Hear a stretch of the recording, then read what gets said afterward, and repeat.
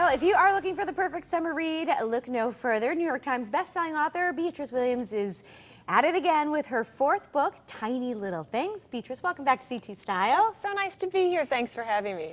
So set the story up for us. Well, we're in the 1960s. It's the early to mid 1960s, and a young woman who's kind of doing everything that she's supposed to do as a young woman in that time. She's well-bred and well-groomed, and she's married very, very well. In fact, to a politically ambitious family, this sort of golden boy who's really been tapped to become a real political leader. So everything looks pretty good until the summer gets underway. And then there are some secrets revealed. So Tiny was almost like a trophy wife, would you say? She is, very much, you know, and I specifically sort of chose this period because it's the dawn of television politics, when you have this glamorization of the political wife and the political couple.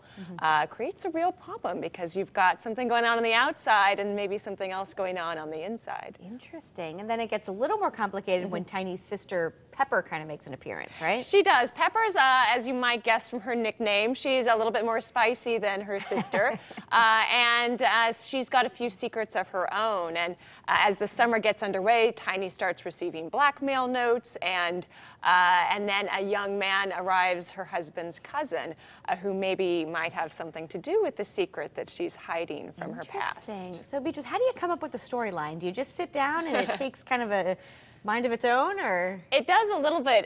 You know, this one actually, it's not a sequel, but it's a bit of a spin-off from my last book, which is The Secret Life of Violet Grant. And this young woman, Vivian, in 1964 is trying to find out what happened to her aunt in 1914. And she talks a little bit about her sister, and she dismisses her. She says, oh, my boring sister, my little Miss Perfect sister, is living this boring life in Boston, married to this family. And as soon as I wrote that paragraph, I said to myself, you know, I think Perfect Little Tiny is hiding a very big secret. There's more to her, right? Exactly. So I'm like, that's the next book right there. So I just had to figure out what it was going to be, and setting in the 60s, which is not, I consider myself more of a historical novelist. So the 60s felt a little recent to me, and yet I found there was just so much going on there, so many changes taking place in society, and particularly 1964 to 66. That's really, you know, the vector around which it's all turning. Well, you had to do a lot of research because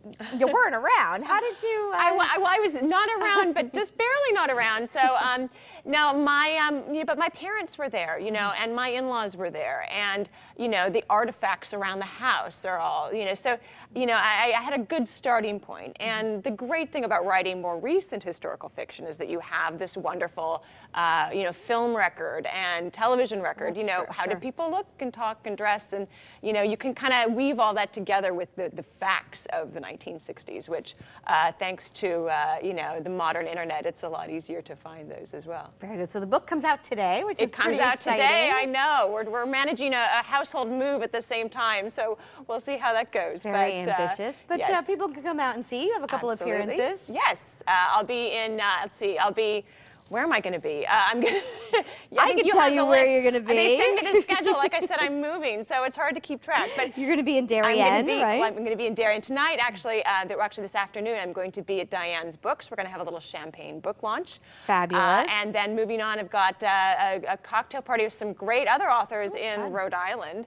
And then I'll be later. I'll be at R.J. Julia's on Monday the 30th, I believe, and the Wilton Library later in the month. Very good. And you also be up in West Hartford for West those Hartford fans up as in well. the greater Hartford area. Absolutely. That's happening Wednesday, July 15th. Indeed. So very good. And we can find the book just about everywhere. Just about everywhere you want. Online, offline, your favorite bookstore, all the major chains. All right. So you're going to unpack a little bit and then write another book? Yes. Actually, the next book is already written, and it's coming. It's Pepper's story. I like to do these spin-offs, so now Pepper's going to take a center stage, and her little secret that she's hiding, and a vintage Mercedes from 1936. Well, we'll look forward has to that. something to do with it. Yes. Very good. Well, Beatriz, thanks for being here. Best of luck to you. Thanks so much for having me again. All right.